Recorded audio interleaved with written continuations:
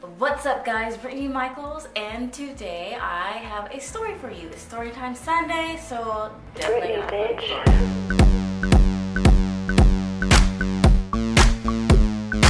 As you've seen this title, this is about a time your girl almost got jumped. Well, I don't know if you consider it jumped. Well, yeah, it's jumped. If it's more than one person trying to fight you, yeah, that's jumped. So this took place literally when I was in the 4th grade, you guys. So this was toward the end of the 4th grade year, and this was way back in year 2000 actually, because there's that cutoff in the summertime school year ends in the summertime, and then then you start up the next year. So yeah, I was in the 4th grade, year 2000, and at the very end, like there was probably only about 4 months left in the school year, and we were new to the school. We had just moved to the area too, and doing so, when you go into a new school, of course, you don't know anybody. If you go there alone, you're shy, nervous. But I had my twin brother, and we ended up having the same class, which is freaking awesome. So I went into school somewhat knowing someone, but not really, because my brother, he ended up meeting some people right away. Me, on the other hand, I was super shy and quiet, so it took me a while to kind of get to know someone. But I noticed that there was another girl there. She had gone to the school. She had been at that school, like, I guess since kindergarten or something like that. But she was very quiet and shy, just like I was. And there was a day where we'd go to computer lab and do some learning games and play. Comment down below if you guys remember this. We would do Oregon Trail. That was the first time I ever played Oregon Trails. That shit, whoo, you guys, Oregon Trail was the shit. And I've noticed that they've tried to bring it back in stores, but as a card game. I'm gonna have to try and purchase that one day and test it out for you guys and see how I like it, as far as it being a card game. So, but yes, we'd go there, do learning games, and play Oregon Trails. Oh, as far as learning games, Mavis Beacon. Do you guys know Mavis Beacon? Did you guys use that as your learning game, as far as like typing, not how to learn all that shit on the computer? Mavis Beacon, you guys. But yeah, so enough about that. So yeah, there was this other girl who was super quiet and shy and didn't really talk to anyone. So I don't know how we became friends. I don't know if it was like a project that we had to sit through with each other that kind of helped us like kind of build a connection and friendship. But we ended up building a friendship, and so we'd hang out and whatnot. And then there's these other two girls. They ended up wanting to be friends with us too, because they noticed how good friends we were becoming in like such a short time, like having so much in common. And so as time goes on, I started to notice that they would try and pull her away from me, but that shit wasn't working. Her and I like had a good friendship bond, and she wasn't really feeling the other two girls, and I don't know what was up with that. Made them so jealous, super jealous of the fact that she wanted to be my friend and not their friends, because they had a sort of a stuck-up personality, kind of a, oh, I'm gonna show off and flaunt this and do all this shit. But she was not having it. She was not cool with that. And so her and I continued to keep being friends, while these girls were starting to kind of bash on me, and I wouldn't say so much bully me, but just kind of give me side eye and whatnot, and just kind of just say random shit to me. I mean, no vulgar stuff, just kind of like, ew, look at her, like just stupid stuff like that, So I remember we were sitting in class one day, and they're like just looking at me, staring me down, just like giving me evil eye, like, and I'm just looking like, okay, well, whatever. I remember my friend, she was out of school one day, and two girls came over to me and tried cornering me and saying, "We don't like you. You took our friend away from us." I guess supposedly my friend was their friend first, but was really quiet, and obviously she wasn't feeling them. If she wanted to just be friends with me and hang out with me, obviously she felt some type of way and was probably just hanging out with them just for the bit of the moment. So they're coming over to me saying, "Yeah, we don't like you. You took our friend away from us, so we're gonna beat you up after school." And I'm looking like, what?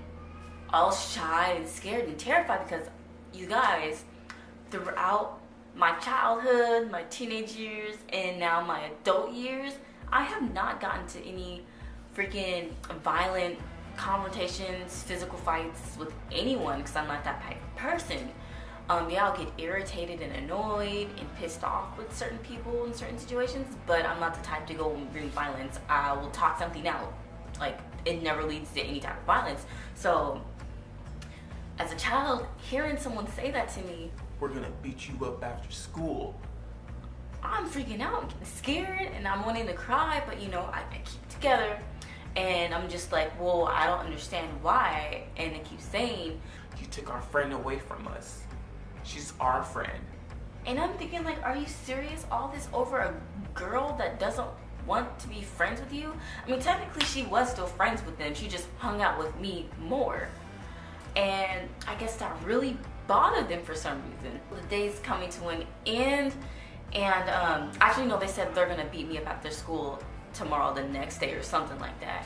So I'm freaking out, and I remember going over to my brother Brandon and saying, "Brandon, they want to fight me.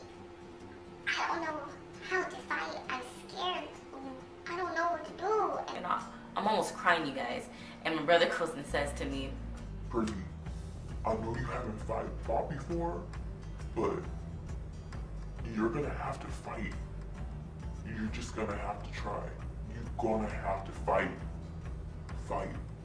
Fight."